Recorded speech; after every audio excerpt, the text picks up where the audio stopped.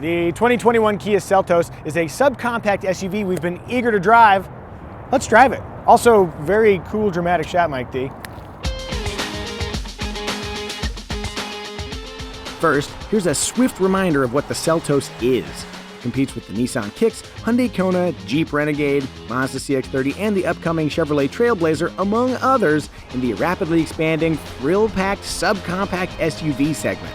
Size-wise, you could also put the Seltos up against tweeners like the Jeep Compass and Nissan Rogue Sport, but when similarly equipped, the Seltos cost thousands less than each. This particular Seltos has the optional 1.6-liter turbocharged engine. Let's see what she's got. Ooh, punchy. The 1.6-liter appears elsewhere in Kia's vehicle lineup, and its robust torque figure makes us happy.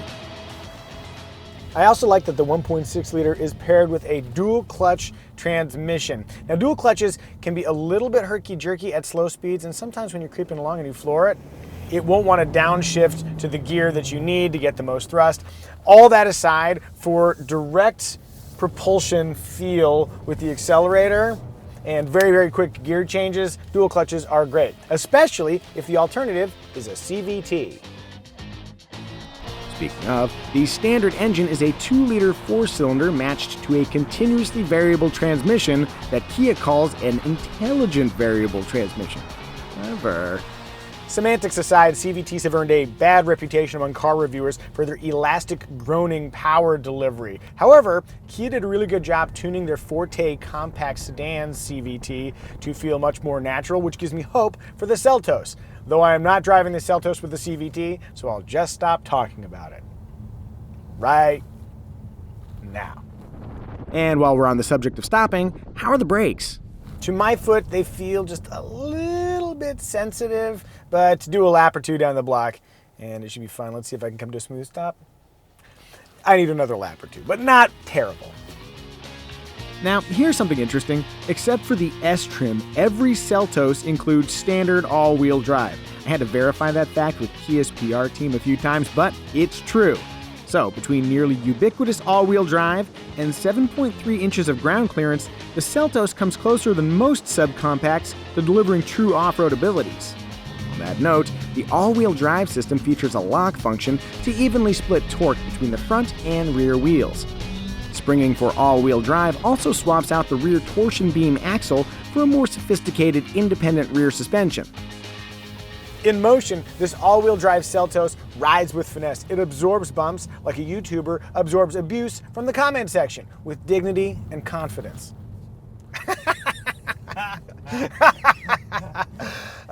Love me, please love me. When cornering, the Seltos steers with precision. I don't know if I'd categorize it necessarily as sporty, but it is eager and predictable. Beyond driving behavior, I've got some rapid observations about the Seltos. Here goes. I dig the sliding center console cover. Yeah. The cabin is roomier up front than it needs to be for a subcompact, and there are some nice materials that make things feel just a little bit more luxurious. Not luxurious, but you know what I mean. Subcompact luxurious. The rear quarters are also quite roomy. I fit really well as a totally average man, and the seat backs recline to 2 positions. 2! That's how many 2 is. Rear vents are available, though as a loving father, I prefer to limit how long my daughter has to freeze or sweat in the back seat of the cars we're driving, so I'm just gonna suggest, let's make those standard moving forward, eh? At 26.6 cubic feet, cargo space is generous, and there is a 2-level load floor. Japers, that's convenient. Kia offers contrasting roof paint options. I like contrasting roof paint options. Do you like contrasting roof paint options? There are 3 drive modes: normal, smart, and sport. You really only need normal. Lane keeping assist, automatic emergency braking, and blind spot warning are all available, but they do cost extra. The standard 8-inch and optional 10.25-inch infotainment systems include Android Auto and Apple CarPlay Standard, and a very intuitive interface, meaning I don't have to complain about it.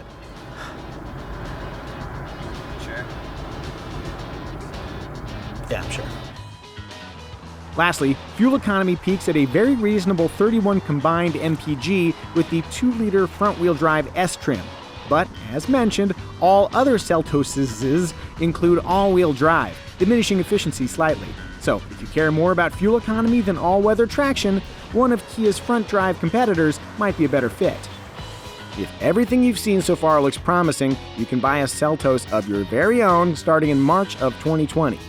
If you want to save some cash, the Kia Soul is a little smaller and a little cheaper, while the Sportage is a somewhat larger and pricier compact alternative in Kia's expanding galaxy of SUV stars. So what we have is a sensible interior, a reasonable base price, compelling features, and a winning on-road attitude. Kia's contribution to the subcompact SUV world looks to be a strong one.